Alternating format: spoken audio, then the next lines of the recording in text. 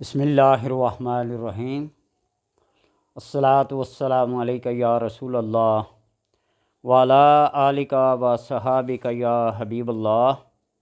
اللہم صلی علی محمد و آل محمد۔ اللہم صلی علی محمد و علی آل محمد۔ بزرگان دین کی ارواح سے ملاقات کرنا، ان سے فیض حاصل کرنا، مزارات پہ حاضری دینا اور ان مزارات کے بزرگوں سے فیض اور مدد حاصل کرنا، یہ جائز عمل ہے، مشروع ہے، ناجائز ہے، جو بھی ہے، ایک علم ہے جس علم کی بنیاد پر یہ ساری باتیں حاصل ہوتی ہیں۔ میرے پاس یہ ایک کتاب ہے، محفل حاضرات۔ اس کے شروع میں بے شمار ایسی باتیں لکھی ہیں۔ دریا دجلہ کے کنارے جن صحابہ کرام کی قبریں تھیں ان کے پانی آ گیا تھا، 1932 کا واقعہ ہے۔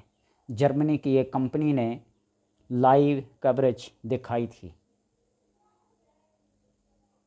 اور ایک صحابی جن کا اکثر سوشل میڈیا پہ حضرت امیر معاویہ رضی اللہ تعالی عنہ کو بدنام کرنے کے لیے ایک ٹرینڈ چلایا جا رہا ہوتا ہے، عدی بن حجر یا حجر بن عدی بن حجر، تو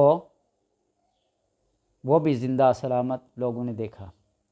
اور تو اور لوگوں نے لیڈی ڈیانا کی روح کو حاضر کر کے ان سے باتیں کی، اور مختلف ممالک میں روحوں کی ایک سیل لگتی ہے، ڈیمانڈ ہوتی ہے، میلہ لگتا ہے، وہاں لوگوں کو ارواح کے بلانے پر انعامات دیے جاتے ہیں۔ ہمارے پاکستان کے ایک بزرگ بابا یحییٰ سیاہ پوش، اکثر لوگوں نے دیکھا ہوگا، سنا ہوگا، ان کی بے شمار کتابیں بھی ہیں اور بڑی مہنگی ترین کتابیں ہیں، اور جو اس کے اندر لکھا گیا ہے وہ اس سے بھی مہنگا ترین ہے علم و حکمت کے حوالے سے۔ وہ روحوں کو بلانے کے ماہر ہیں۔ جو ان کی کتاب سے ایک واقعہ میں نے پڑھا تھا، پیا رنگ کالا، تو اس میں پڑھا تھا۔ تو لہٰذا جس بندے کو یہ شوق ہو، یہ ذوق ہو کہ اپنے والدین سے، اپنے قریبی رشتہ داروں سے، اپنے دوست و احباب سے ملاقات کریں اور ان سے احوال پوچھیں، تو وہ اس عمل کو اپنائیں۔ نوچندی، بدھ، جمعرات اور جمعہ، بدھ کی رات سے منگل کا دن گزار کر جو شام ہوتی ہے سے سورہ اخلاص کو 300 بار پڑھیں، 300 بار، اول و آخر 100 مرتبہ درود پاک پڑھیں۔ 100 مرتبہ درود پڑھنے کے بعد 300 بار سورہ اخلاص کو پڑھیں، اور 300 بار سورہ اخلاص پڑھنے کے بعد پھر 100 بار درود پاک پڑھیں۔ یہ سب کچھ پڑھنے کے بعد اس کا ثواب ان بزرگوں کی ارواح کو پہنچایا جائے۔ اور یہ میرے پاس کتاب ہے، مکتوبات امام ربانی، اور جب ارواح کو ثواب پہنچایا جاتا ہے تو آپ صلی اللہ علیہ وسلم کی روح کو وسیلہ بنایا جائے، آپ کی روح کو ثواب پہنچا کر اس کے وسیلے سے باقی ارواح کو ثواب پہنچایا جائے۔ بخش دیں جن سے آپ ملاقات کر کے اپنے مسائل کا اپنے بارے میں پوچھ سکتے ہیں۔ بے شک کوئی اعتراض کرے، بے شک کوئی نہ مانے، منکر ہی ہوتا ہے، اس کے پاس دلائل ہوتے ہیں، بے شک ہوتے رہیں، ان کے پاس عقل ہوتی ہے، بے شک ہوتی رہے، لیکن دین اور مذہب کے اندر عقل کے گھوڑے نہیں دوڑائے جاتے۔ حضرت علی رضی اللہ تعالیٰ عنہ کو فرمان ہے نا، اگر دین کے اندر عقل کا دخل ہوتا تو موضوع کے اوپر جو مسح کیا جاتا ہے وہ نیچے تلووں پہ کیا جاتا، اوپر خط کھینچنے کی نوبت نہ آتی۔ جو شرع نے بتا دیا، جن کو شرع کی طریقت کی دین کی، مذہب کی، مسلک کی، مشرب کی سمجھ بوجھ ہے، وہ لوگ اس بات کو بخوبی جانتے ہیں۔ بات لمبی ہو جاتی ہے، تمہید باندھتے باندھتے سمجھاتے میں کیا کروں، ایک طریقہ کار ہے۔ تو یہ عمل بدھ، جمعرات اور جمعہ 3 راتیں مسلسل کرے، 3 راتیں مسلسل کرے۔ وہ اس لیے کہ ان عملیات کے جو شرائط، جو ضوابط، جو قاعدے کلیے تھے، جو آداب تھے، وہ تقریباً مسلسل 5 7 10 ویڈیو میں نے ذکر کیے ہیں کہ حضرات کھلتی کیوں نہیں، آنکھیں کھلتی کیوں نہیں، وہ عمل کا اثر ہوتا کیوں نہیں؟ اس لیے کہ خامی اپنے اندر ہوتی ہے اور ہم طنز دوسرے پہ کرتے ہیں، تنقید دوسرے پہ کرتے ہیں۔ پہلے اندر کی خامیوں کو دور کرو تو پھر کیا ہوگا، باطنی آنکھ بھی کھلے گی، دل بھی منور ہوگا، دماغ بھی روشن ہوگا، سب کچھ، تو پھر جا کے بات بنے گی۔ جب تم اپنے آپ کو دوسروں سے بہتر سمجھو گے تو یہ مسئلہ ادھر نہیں چلتا ہے۔ اپنے آپ کو دوسرے لوگوں کی پاؤں کی خاک سمجھو، عاجزی اور انکساری کے لحاظ سے صاحبان علم کے سامنے برے ہوئے بھی ہو پھر بھی خالی ہو کے جاؤ، بات سمجھ آ جائے گی۔ تو اس لیے ان 3 راتوں کے اندر مسلسل بدھ، جمعرات اور جمعہ، منگل کا دن گزار کے جو بدھ کی رات ہوگی اس میں یہ عمل شروع کرنا ہے۔ 100 بار درود پاک، 300 بار سورہ اخلاص اور 100 بار درود پاک پڑھ کر جن ارواح سے، جن بزرگوں سے آپ ملنا چاہتے ہیں اس کی روح کو ثواب پہنچے۔ اور اس عمل کو آپ نے کرنا کس وقت ہے؟ عشاء کے بعد، عشاء کی نماز کے بلکہ دوران۔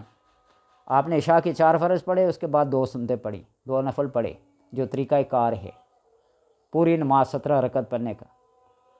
اور وتر کی ادائیگی سے پہلے یہ کرنا ہے، یہ عمل کر کے وتر ادا کرنے ہیں۔ فرض پڑھے، سنتیں پڑھی، 2 نفل پڑھے، اور پھر یہ عمل پڑھا، اور اس کے بعد وتر پڑھ کر آپ اگلے 2 نوافل، 4 پڑھے، 2 پڑھے، جتنے پڑھیں، پڑھ کے بغیر کسی سے بات چیت کیے آپ سو جائیں۔ آپ کو روح سے ملاقات ہو یا نہ ہو، آپ اس سے یہ مسائل بھی لے سکتے ہیں کہ ایک مسئلے کو کاغذ پہ لکھ کر اپنے سرانے کے نیچے رکھ لیں، جواب اس کا بھی مل جائے گا۔ آپ اس کو ریٹن فارم میں لینا چاہیں یا وائبا لینا چاہیں، زبانی اس سے پوچھنا چاہیں یا تحریر کی صورت میں، آپ کو ہر حال میں اس کا جواب ملے گا۔ یا وہ بزرگ جن کی روح کو آپ نے یہ ثواب بخشا ہے سورہ اخلاص کا اور درود پاک کا، وہ آ کر آپ سے ملاقات بھی کریں گے، آپ کے سوال کا جواب بھی دیں گے۔ نہ ماننے والوں کے لیے کوئی میرے پاس وہ نہیں ہے، کر کے دیکھیں، جسے کہتے ہیں نا گھوڑا بھی حاضر میدان بھی حاضر، سب کچھ آپ پا لیں گے۔ عمل کے لیے کمرے کا پاک صاف ہونا، جگہ کا پاک صاف ہونا، لباس کا، جسم کا پاک صاف ہونا اور خوشبو سے معطر ہونا۔ یہ جو ارواح ہوتی ہیں نا، یہ خوشبو کے اوپر، پاکیزگی کے اوپر، طہارت کے اوپر مر مٹتی ہیں۔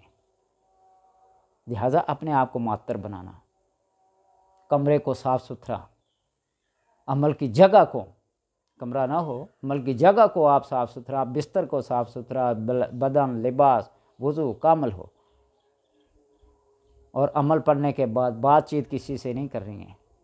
ہماری یہ عادت بن چکی ہے کہ عشاء کی نماز پڑھ کر باتیں کرنا، گپ شپ لگانا، یہ اس ثواب کو ضائع کر دیتا ہے۔ آپ صلی اللہ علیہ وسلم نے فرمایا کہ اگر میری امت پر یہ بات شاق نہ گزرے، مشکل نہ گزرے، تو میں ان کو عشاء کی نماز تہائی رات میں پڑھنے کا حکم دوں، رات کے آخری حصے میں پڑھنے کا حکم دوں۔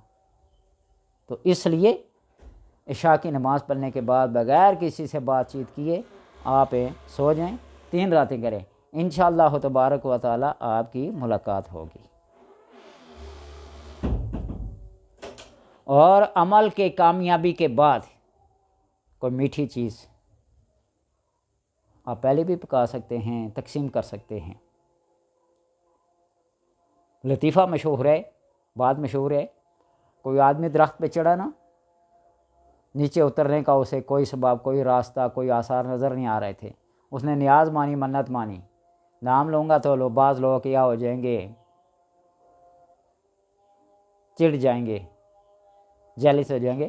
شیخ عبد القادر جیلانی نور اللہ مرکزہ کی نیاز مانی، بھینس گائے دوں گا، وہ تھوڑا سا اس کو نیچے آنے کا رہی ملا، کوئی راستہ ملا،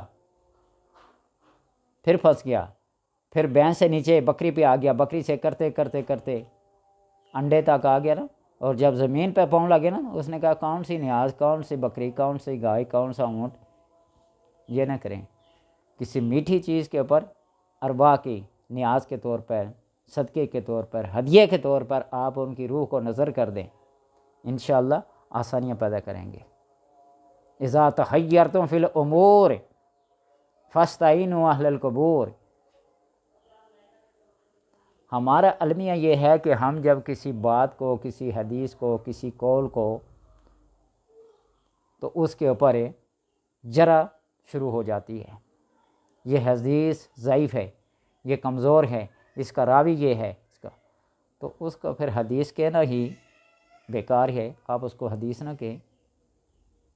سلطان باؤ رحمۃ اللہ تعالیٰ علیہ نے یہ حدیث اپنی کتاب عین الفقر ایک کتاب میں لکھی ہے، اور بے شمار جگہوں پہ صوفیاء کی کتابوں میں ہے۔ اذا تحیرتم فی الامور فاستعینوا اہل القبور۔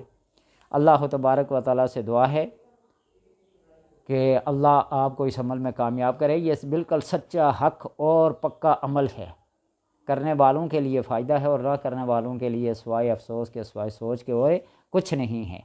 اس لیے کہ علم ایک علم ہے، جو بھی علم ہو، علم الاعداد ایک علم ہے، پیشن گوئیاں کرتے ہیں لوگ ان سے۔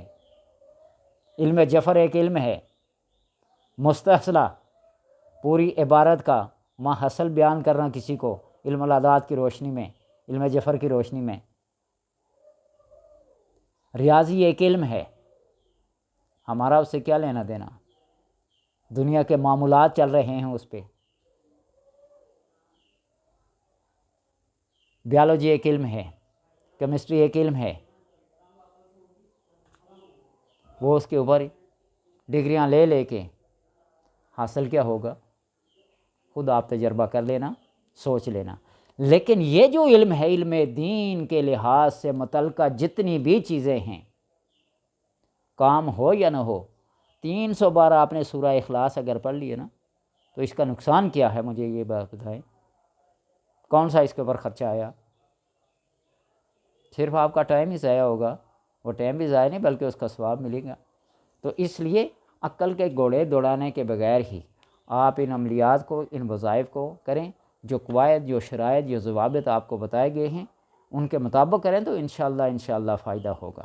اربعہ سے ملاقات کرنے کا یہ بہترین طریقہ ہے، اس سے بہتر طریقہ کسی کتاب میں کسی بزرگ سے مل جائے تو مل جائے، لیکن میرے نزدیک اس سے بہتر طریقہ نہیں ہے۔ جو سورہ اخلاص یا قرآن کی آیات پڑھی جاتی ہیں، یا سورہ والشمس، سورہ واللیل، سورہ والضحیٰ، سورہ لم نشرح، ان کو ساتھ ساتھ پڑھا جاتا ہے، ارواح سے ملاقات ہو جاتی ہے۔